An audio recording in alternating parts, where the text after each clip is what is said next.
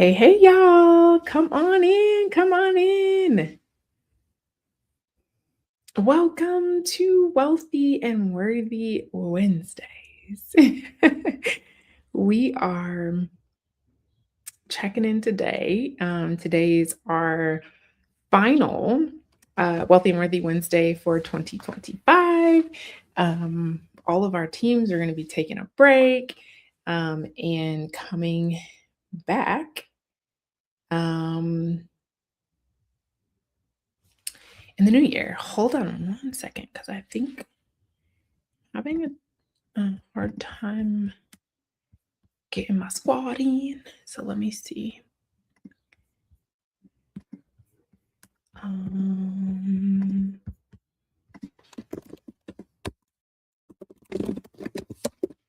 See if we can get this working. Come on. Tech is like teching right now. Tech is teching. Let's see. All right. Okay. I think drop me a line in the chat if you can hear me okay. Let's turn up my...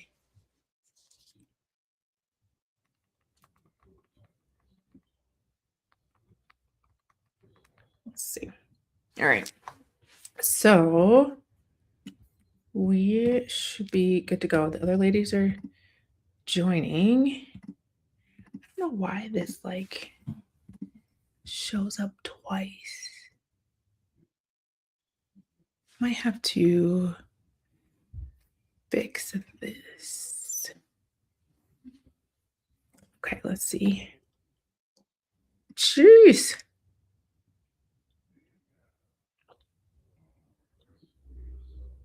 Okay. There we go. There we go. Now it's working. Hi. How are you? So good. How are you doing? I am doing good. Are you all, I think at this point, have you moved? Are you guys moved yet? Yeah. Yeah. Okay. We've How have the move been?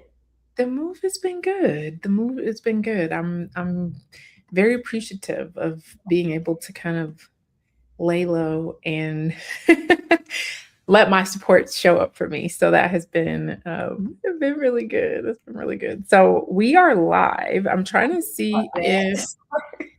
No, you're fine. I'm just trying to make sure, 'cause, technology, just even when you plan, it just does its own thing. All right. So we're not going to stress. I don't think, let me see. I'm going to just double check my socials to make sure we're showing up. Okay. All right. So, okay, if you're here and you can hear us okay and everything's working, drop me a line in the chat and please let me know, okay? And while you're in there, let me know where you're tuning in from. All right? So, this is our Wealthy and Worthy Wednesday. It is our time to gather as a community to offer up new ways of thinking and being, and also to provide community and support for high impact women who are just tired, for a lack of a fancier way to say that. We are we do cover all the things, right? We cover health, we cover work, we cover worthiness. We talk about a lot about rest and wellness and what does that look like and how can we restructure our lives to invite more of that in. So welcome, welcome, welcome again. We're so glad that you're here. Drop us a line. Let us know you're here. Let us know what questions you have. Let us know even what topics you may want us to address or discuss in 2026. And as always, make sure you're going to the website wealthyworthy.org to check out our Wealthy and Worthy event details coming up for 2026, because our community is gathering in person. So we are just thrilled to be coming on and talking with you all and just building more support and inviting other women into this space as we prepare to gather in person for 2026. So that's what we got. So today is our last Wealthy Worthy Wednesday for 2025 because listen, we are logging off, resting, allowing our teams to rest, allowing you to rest, take in some of the things that maybe have been shared this year. This year has been a really difficult year for many of us, and I think even globally in our world. And so, taking that time to just kind of sit back and just be, and to absorb everything that has happened, to celebrate that you made it, that we made it. We made it, not unscathed, but we made it. And also, I would like for you to consider what type of support you need in 2026 to actually activate and live in the dreams that you have in your heart. So today, our topic is focused on how high impact women like you, like me, like us can can really like relax during this break, right? Like how do we do things different? How do we invite ease? How do we invite joy? And, we'll share maybe some of the things that we've maybe done and talked about. But that's what we're talking about today. We want you to enjoy this break. And so we're going to give you some tips and some strategies about how you can do that and share some things that we've done to also make that a reality in our own lives. So I'm going to pass it off to our host, Miss Stephanie, to lead us in some of those questions. And her and I today will be taking the charge and inviting y'all into the discussion. So I see y'all are here watching. Don't be shy. Don't be lurking. Comment. Right. Let us know you're here. Tell us your name and who you are. We just want to say hi. Yes, say hello, and happy holidays, everyone. It is so crazy, Dr. Tiana, because first I want to ask you, does it actually feel like the holidays for you this year? No. Okay, same. No. We just put up our tree. I think it was yesterday. Oh wow. Oh wow. Yeah. So my tree has at least been up since after Thanksgiving. Okay. But that's about it. Like there are no presents under the tree. And it is just like this weekend is Christmas weekend. Yeah. And I don't know. I don't know. It feels like it's been a long year, but it feels like Christmas came really quick. Yeah. I don't know. I don't know. I just want to Yeah. make sure I wasn't the only one who was losing it. So comment in the chat if you also feel like it's not Christmas. Don't let us feel alone. But we're excited about today's conversation. Like Dr. Tiana said, we're excited about seeing you all next year live and in person.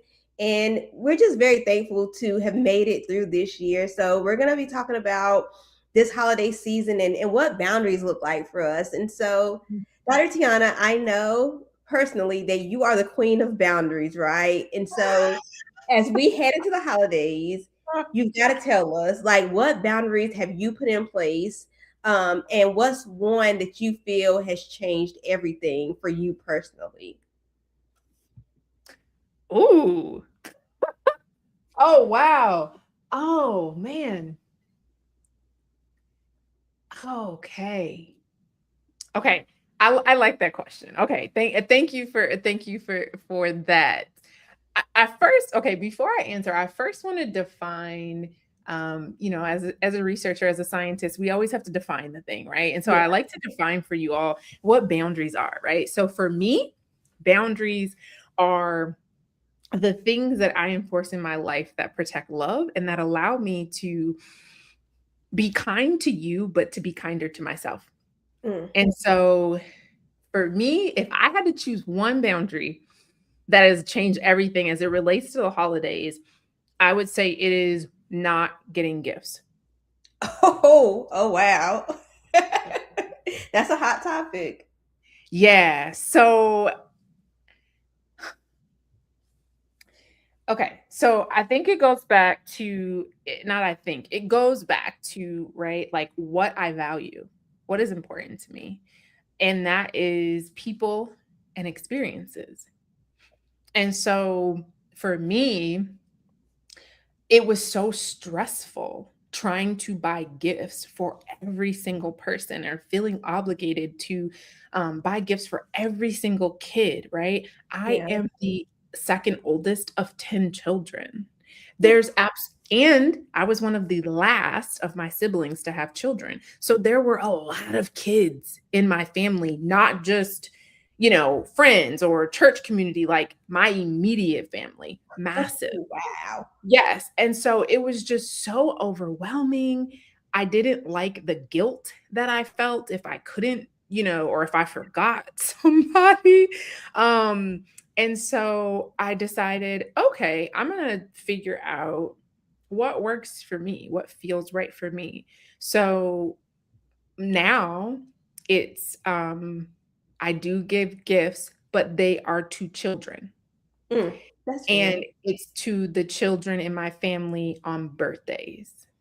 So Ah, it's like, if it's your birthday, I'm on it, right? It's on my calendar, I'm on it, you're getting a gift. When it comes to Christmas, no, it's just way too much. It's way too yeah. much. It's way overwhelming for me.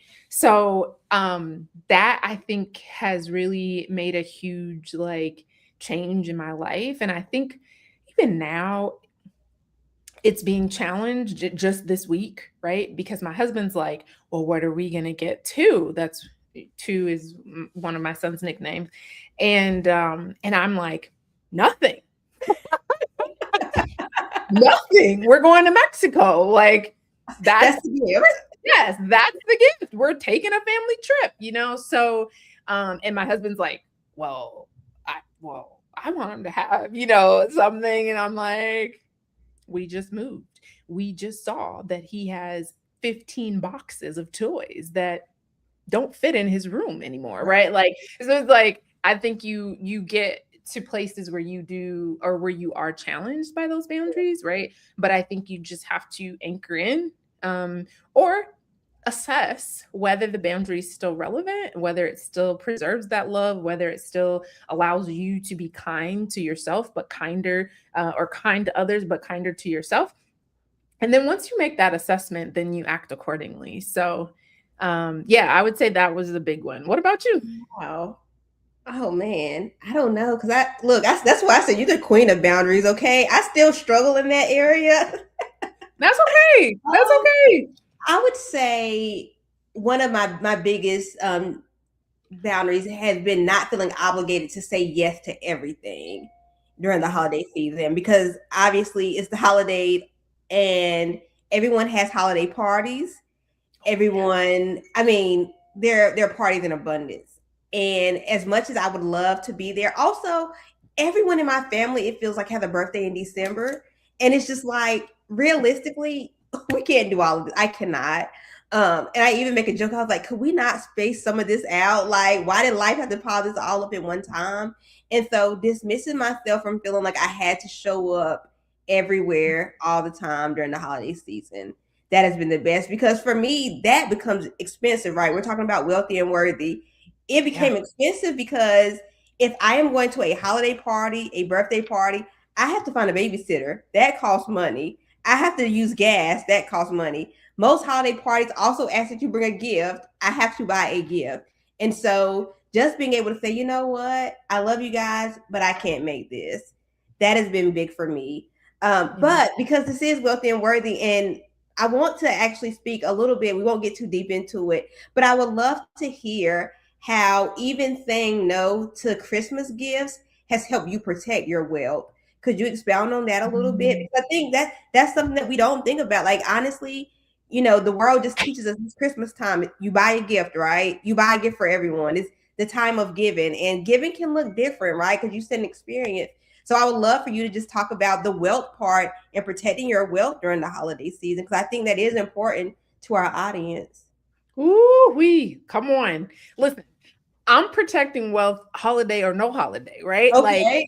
And that, and that's what I want y'all to be getting comfortable with, right? We have to get comfortable with talking about how do we preserve the wealth, not to hoard it, right? But to Right. be wise and to be good stewards of the wealth, right? And so for me, I would say it's protected my wealth pretty significantly, right? Like I said, I have a huge family. And Yeah. both my parents are like the youngest of like 12 and 13 children, Oh, right? So it's like wow. just massive families. And so I think being thoughtful about that, it is not that we don't um give during the holiday season. Like I'll say this again, it goes back to your values, right? One of our family values is generosity. Mhm. So we are always giving, no matter what, Right. right? We randomly, at least once a month, we are randomly sending cash to bless somebody for whatever, right? Yeah. It doesn't matter and it's none of our business what they do with it, right? But Right. but it is a core value for us and it is something that we commit to. We also commit to our yearly I forget what they call it, but it's like a where the churches have like an annual like giving day or whatever.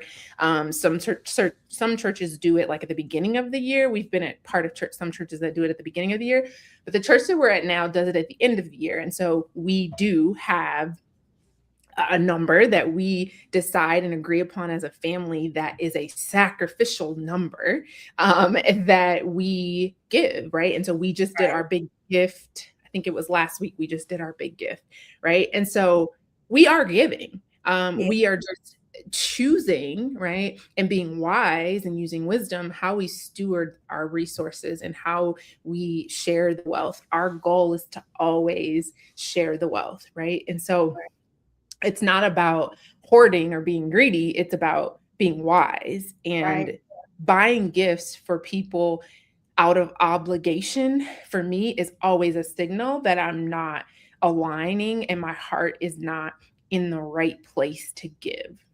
Mm. And so if I feel like, oh, like I feel obligated to do it, or if I feel that, drop in my stomach when it's like, oh, do I really have to? Or right, like it's like, no, I'm not going to give in that case because my heart's not aligned. And I want every act of generosity to be blessed. I wanted to bless the person that's receiving it. And I also know that I'm always blessed even more by giving. And so I don't want to disrupt that flow. Right. Wow. I mean, I love that. And you said something I thought was very key in all of that is that it's not about being greedy, it's about being a good steward. So when we're talking about being good stewards, obviously we think about being good stewards of all things, right? Not just money, but also of the bodies that God has given us. And we know one way that we can be good stewards to our bodies is by resting, right? So what do you purposely have to consciously stop doing in order to make sure you're protecting that space for rest? Hmm. Stop allowing other people's emergencies to become my crises. Oh wow. See boundaries, guys. Like, yeah. And I will tell you, I wasn't always like that, right? Like it has taken practice, right? As with anything, right? It's the Yeah. consistency that builds mastery. And so for me, it has been, yeah, like understanding like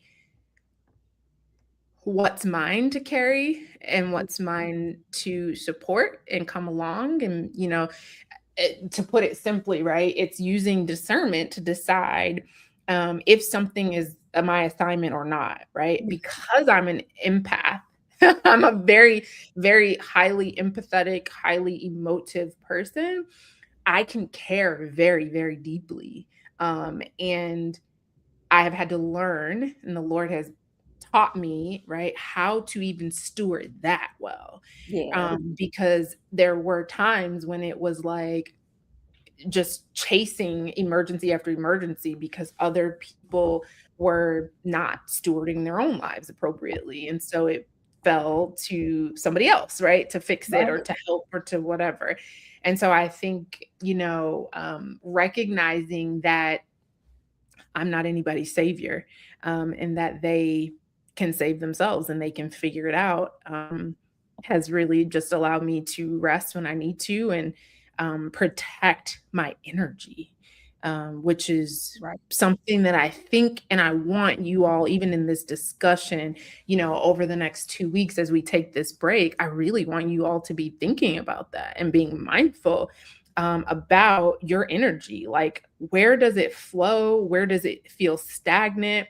When you are around people, do they shift your energy? Do you feel drained and depleted after you leave and spend time with them? Right? Like, those are little subtle things that I think we often overlook or we compromise on because of who it is. Oh, Right. it's my family. Oh, it's my mom. Oh, it's whatever, right? Like, and I think what makes it difficult is we ignore the truth. Yeah. And we betray ourselves in that process. And self abandonment is really, I see as one of the core causes of pain that women particularly experience. And so I think that's a really important thing to be keeping an eye on. Yeah. And you know what, like that is, I think that's really good because so before I started BGG Enterprises full time, I was a publicist. That's all I did. And so I was trained in making everybody's crisis my problem. Like that was all I did every single day. And what I soon began to realize is that what I was doing professionally, I also applied it to my personal life. And so I thought that literally everyone's emergencies was mine to fix. Like I internalized it because I'm just like you, I'm very empathetic. And so it's just like, oh my God, what's wrong? What can I do? And like I'm literally going through all the steps to fix it. But at some point, you're right. You have to dismiss yourself and say, you know what, I can help you, but I have to also acknowledge that everything is not mine to fix, right? And even if we think about this from a spiritual level, in fact, none of it is ours to fix, right? It's not ours. And I think Yeah. sometimes we end up making a bigger mess of things when we do try to fix things because one, we burn out, but then we could also make people's lives worse trying to fix what belongs to God to fix anyway. And so I think that is a great reminder for everyone, holiday season or not, is that everybody's emergency is not your emergency. And don't Yeah. take in those things because you need to be wealthy and worthy. And you can't be wealthy and you can't be worthy if everyone else's emergency also turns into your crisis as well. So I think that is something that we all need to take heed to this holiday season. And something that we often say here at Wealthy and Worthy is that rest is a strategy to Yeah. be able to ultimately get the things that you want out of life. So I want to kind of shift gears a little bit here, Dr. Tiana, and I want to ask you, what part of your identity comes alive when you are well rested? And how do you stay connected to that version of yourself? Oh, what a great question. Oh, wow. Okay, ask it one more time. Okay, so the question is, what part of your identity comes alive when you are well rested? And how do you stay connected to that version of Dr. Tiana?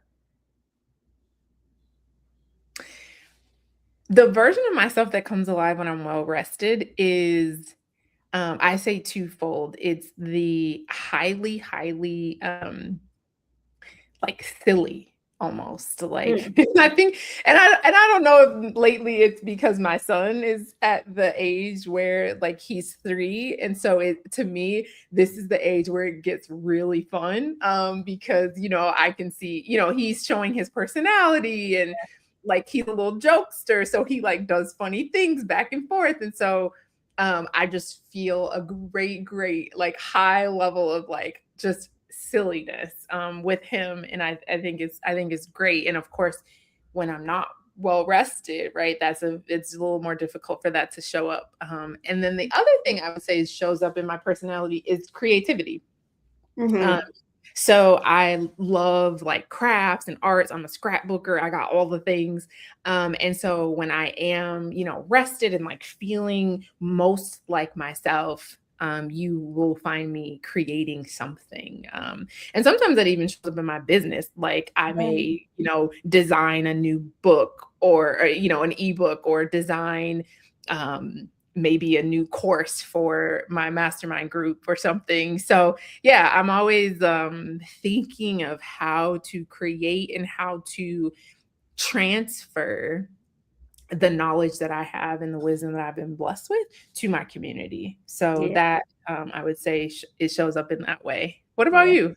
No, actually, it's the same. Like, I feel like I Okay. am most creative, and that is personally and professionally when I am well rested. Like, I enjoy people often like, oh, what hobbies do you have? I love writing. Like, I don't have to be paid Right. for it, but I just love to write. I love it. And I find that if I am not well rested, if I am stressed, Mm. or if I'm feeling like burned out, I cannot write. Like, I will grab a pen and like the words will not flow. But when I am well rested, like it flows so easily. Like my creative mind is at its highest. So like I would 100% agree with that. Um, and I actually had never thought about it until when you said creativity. I'm just like, you know what? Yes, I can actually agree with that because I'll say at the beginning of the year, I actually released 2 books this year. And the only reason why I was able to do that was at the beginning of the year, I felt really well rested. And so I was so creative. And now, just to be fully transparent, now that we're approaching the end of the year, I'm exhausted. I'm drained. And Yeah. if I grabbed a pen today, it would not be good. Like I know that it would not be good because I don't have that same energy. But I am intentional over the next couple of days to take some time to rest, and to tap back into those things because I miss writing and I miss that feeling of being able to create like I had at the beginning of the year. And I think we as women and men as well, we all owe it to ourselves the same energy that we have for ourselves at the beginning of the year, the same patience, the same kindness, the same love. We've got to Yeah. figure out a way to continue to keep it going all year long. Because, like, at the beginning of the year, Yeah. everyone has like the New Year's resolutions, right? Like, I'm going to lose weight. I'm going to get more rest. I'm going to be more disciplined, all the things that create the perfect environment. But it's like as the year goes on, we start putting ourselves more and more on the back burner. And for me, and I'm saying it out loud because I want people to hold me accountable, I don't want to do that next year. I want to continue whatever I start the year off. I want to keep consistent throughout the year so that I don't end the year as tired as I feel right now. Um, Yeah. but yeah. Oh, Um, I appreciate you sharing that. Thank you for sharing that. I think what you said is, oh my gosh, it's universal. Like I know that feeling so well. You know what I yeah, mean? I know that feeling so well where it's like you're like sprinting through the year and you get to the end and you're just like trying to catch that last breath for that last stride. It's a lot. And a lot of my clients right now are feeling that burn as well.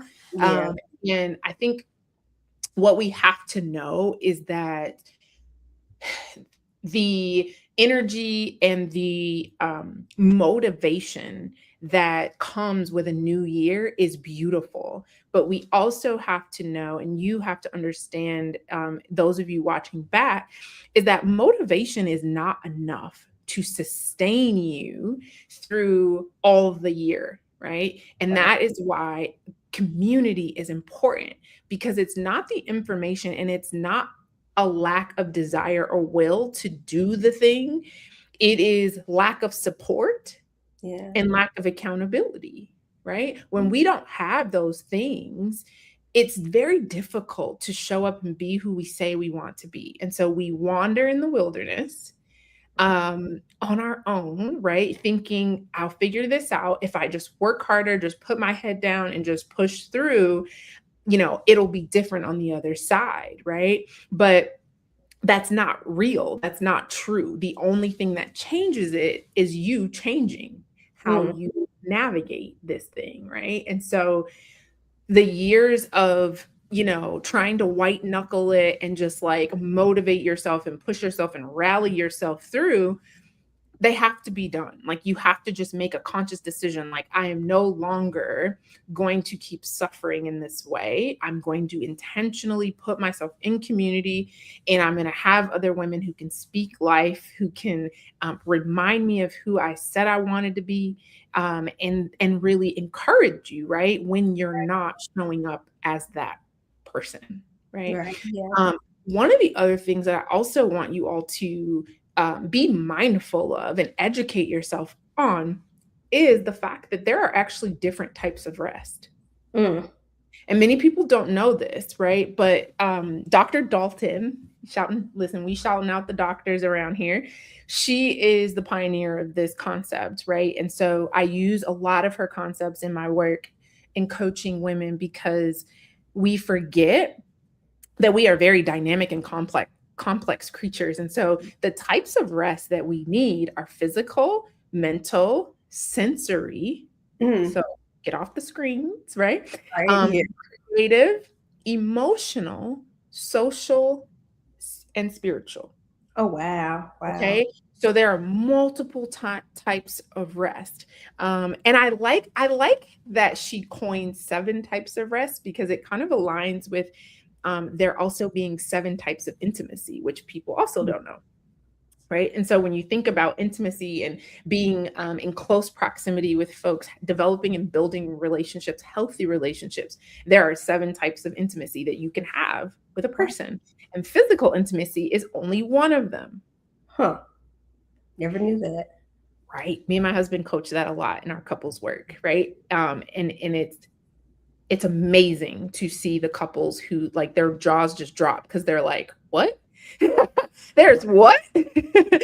Right? But it's that education and that information that helps us feel more confident and more in control of our lives. And so if Right. you understand where you are, what types of rest exist, and where maybe you are a little lower in one area versus another, then you actually have a better chance of developing a strategy that actually solves the problem of the burnout. Wow. So I know we're coming close on our time, but is there Mhm. any way that you can share at a very high level how we can know or how we can identify which one of those rests we need more of?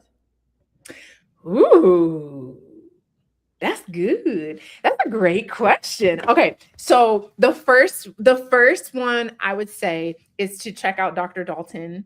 Her book is called Sacred Rest. Okay. And in the book, she actually has like a quick, like little assessment that you can take to answer a few questions to gauge where you are. I think for myself, I would say, I will tell you to do what I do when I think Yeah. about this, right? What I do is I actually consider when I'm in my morning time, every morning I have you just quiet time, devotion, meditation. Sometimes I do breath work. And during that time is when I'm able to actually reflect and think really clearly about, okay, how am I feeling? And where am I just feeling like completely drained? Mm. Right? And then I decide, okay, this is where the pain point is, and so I'm gonna adjust this way, and see if that works, right? And then if it doesn't, I go back, I assess it again, and I adjust accordingly. So I think some of it is being quiet with yourself and like really paying attention. Another thing that will help as well that I do sometimes, ask people who are close to you. Oh, that's good.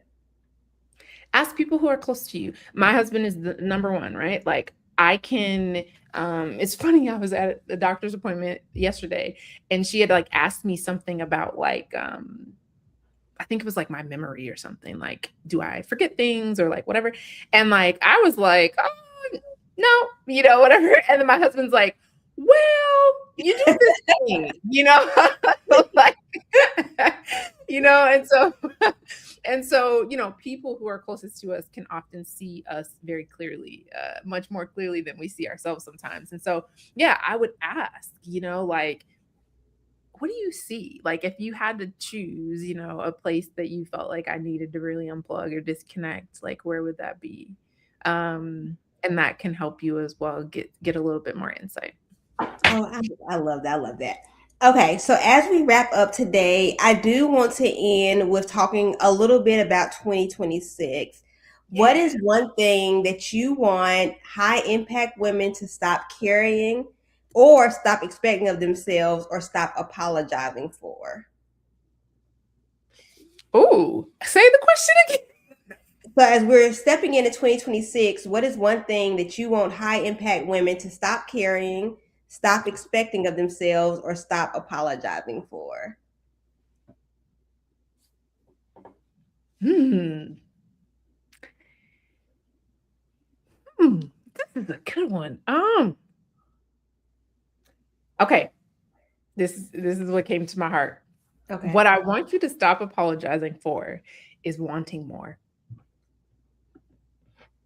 that's good. I see a lot of my clients and even some of my friends, right? Like, and even myself at times, right? Where, there are these things, right? We're going into 2026 and it's like, I have these goals, I have these Yeah. aspirations, I have these things that I desire, that I am very passionate about. And I think what I see most that just breaks my heart is there's almost this self-denial of like, no, no, no, no, no, I can't do that, or I shouldn't give language to it or even say it out loud because I already have enough. Hmm. I already have more than everybody else that I know. I, have come so far and this should be good enough. I Yeah. should be happy, with what I have. And I think, what's important for you to understand is that desire is divine and it means of the Father. Hmm. And so if you have a desire in your heart, it means that it's available to you. Yeah. And so instead of denying yourself before you even get a chance to actualize it in your life, get curious about it. Stop apologizing for it. Don't feel any type of shame about it. Get curious about it, right? What would Right. this look like? Right? I want this thing, right? I have this vision for this thing, and what could that look like? How would I feel if that actually showed up? What steps do I need to take to make that a reality? Who do I need to be connected to for this to show up in my life, right? Like get very curious and start asking the questions because it is an indication that there's greater awaiting you. And many times we limit ourselves and you're stopping yourself from really experiencing and living the life that you want to live and the life that you deserve and desire. Wow. Yeah. That is great. That is great advice, everyone. So Dr. Tiana says you, and I agree with her, you deserve greater. And it's okay to believe that you deserve greater. But Yeah. everyone, we greatly appreciate you all for joining us today for this live.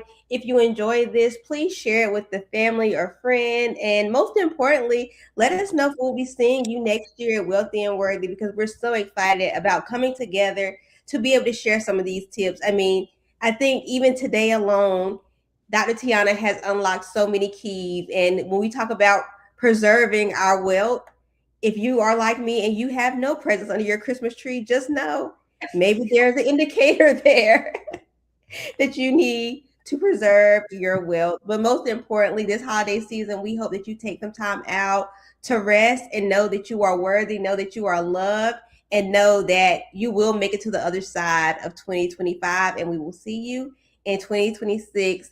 All right. Until next time. Bye, everyone. Bye, guys. Happy New Year. New Year.